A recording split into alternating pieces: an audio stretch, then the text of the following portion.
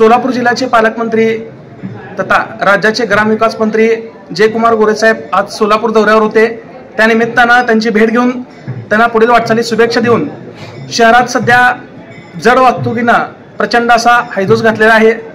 सोलापूरकरांचा जीव अक्षरशः मुठीत घालून रस्त्यावर उतरावं लागतंय, अनेकांचे प्राण जात आहेत। याला कारणीभूत येथील वाहतूक पोलीस आहेत। वाहतूक पोलिसांच्या निष्काळजीपणामुळे अनेकांचे जीव हे धोक्यात आलेले आहेत। जड वाहतुकीवर तातडीने मार्ग करावा अथवा शहरात जड वाहतुकीवर बंदी आणावी। तसेच 54 मीटरचा जो बाह्यवळण रस्ता आहे हा रस्ता तातडीने पूर्ण करण्यात यावा। त्याचसोबत संजय गांधी निराधार योजना ही जी समिती आहे ही पालकमंत्र्यांच्या अखत्यारीत चालते। ही समिती गेल्या अनेक दिवसांपासून स्थगित आहे।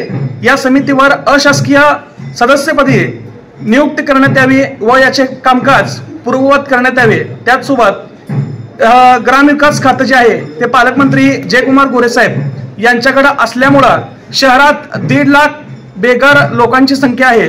या 1.5 लाख बेघर लोकांना तातडीनं घरकुल मंजुरीसाठी पालकमंत्री महोदयांनी वैयक्तिक लक्ष घालून ही समस्या मार्गी लावावी अशाच निवेदन मी पालकमंत्री जयकुमार गोरे साहेब यांना दिले आहे। या समस्या विचारात घेऊन लवकरच यावर पालकमंत्री महोदयांनी तोडगा करण्याचं आश्वासन आम्हाला दिलेलं आहे। लोकदर्शन मराठी चॅनलला सबस्क्राइब करा, बेल बटनला क्लिक करा व लाईक करायला विसरू नका।